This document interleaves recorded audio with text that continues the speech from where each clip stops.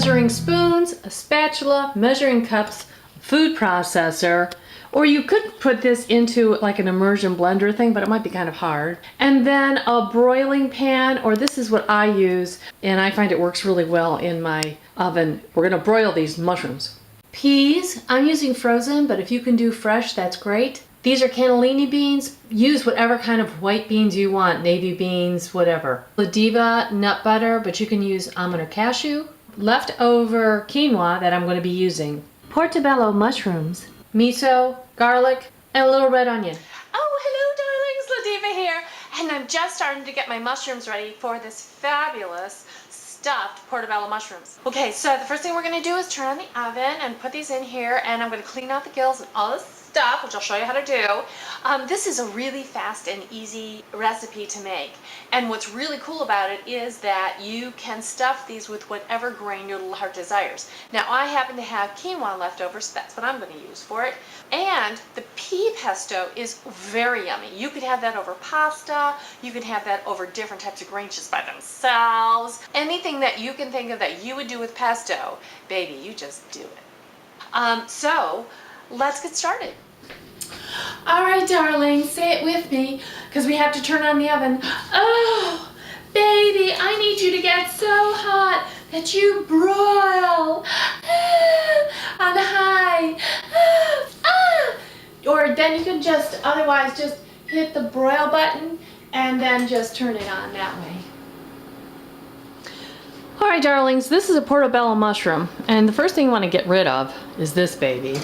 The other thing is you want to peel away what you can of the skin because it will grill a lot faster. Some people say, no, no, no, leave the skin on. I think if the skin is coming off, I like to take it off. The next thing you want to take out are the gills, and that's this part.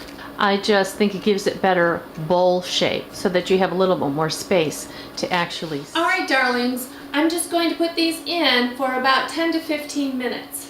While my mushrooms are being broiled, I am going to put together the rest of the pesto, which is really easy. Now, if your peas are frozen, you can put them in the microwave for about a minute to a minute and a half, and that will take them out of frozen land. So it's better if you can have it room temperature. And then you put that on the nice hot quinoa or whatever your grain is, and then the nice hot mushroom, and everything gets warm. Okay, darlings, here we go. Here are my peas. And I have cannellini beans, but again, use whatever ones you want. A clove of garlic.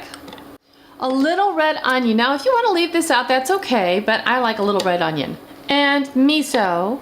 And some LaDiva nut butter. Here we go. Yummy, yummy. And now I'm just gonna whip it up, and then I'll check and see how much water it is. You want to make sure that you whip this up on high because you want it to be very smooth. Do it for about a minute and then check the consistency, and that's when you'll start adding the water. First I'm going to scrape it down, and then I'm going to check that consistency and add some water. So I'm going to scrape down the sides. This is pretty thick. A quarter cup of water. And then this should be creamy, and yet it's still thick. Let's whip it up. Darlings, I just checked my mushrooms and they are almost done. They're going to be done in like 2 minutes. I'm going to take some of my quinoa, heat it in the microwave for about a minute and a half because I want it nice and warm, and it's already been made. If you have bought the book, you will know how to make quinoa. If you don't know how to make quinoa, it's pretty simple, but the recipe is in my books. Hi, have you checked the mushrooms? Yes, I think I'm going to get them out of the oven. They look like they're done. Yum! Whatever. Thank you, Betsy. Yes, thank you, Betsy. We haven't burned our fingers. All right, here is my lovely portobello mushroom. I notice that it's nice and moist inside. And now I'm just going to take some of this quinoa. Yes, and I want you to see how pourable this is. That's how thick it is. Now, if you want it thinner, you can make it thinner, but I think this is a really nice consistency. You just put it over your quinoa and it becomes a beautiful thing. And then you can just dress it up a little. These are just a couple of tomato slices that I have. So it looks really pretty, and I'm going to be having this for lunch. Good plan! Hey everybody, Marty Davy here. Okay, the pea pesto. Well, you know what's really great is that, especially if you can get raw peas, it's a raw dish. But you could put it over noodles that are made from, or very thin, like LaDiva does this with zucchini. She makes noodles out of zucchini and stuff, that you have the probiotics coming in from the miso, and you're having a really good protein source from those white beans. You know, a lot of people think, oh, it's not a lot of color, so it doesn't have anything in it. Well, no, every food has something that helps you balance stuff out if it comes out of the ground, pretty much, except for, like, you know, poison ivy. If I could pick a one food for everybody to eat all the time, it would be legumes. This is a really great, fast, easy dish for you to have. Excellent.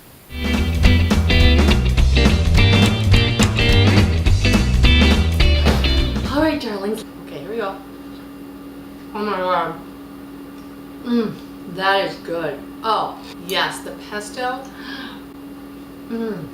That is really, really good. If you want, you can serve it with a little side of pesto, just in case somebody wants to put a little bit more onto their stuff. Because that pesto is addicting. Now, I serve one of these for lunch and two for dinner, and it just depends on the size of your portobello mushroom. This is excellent.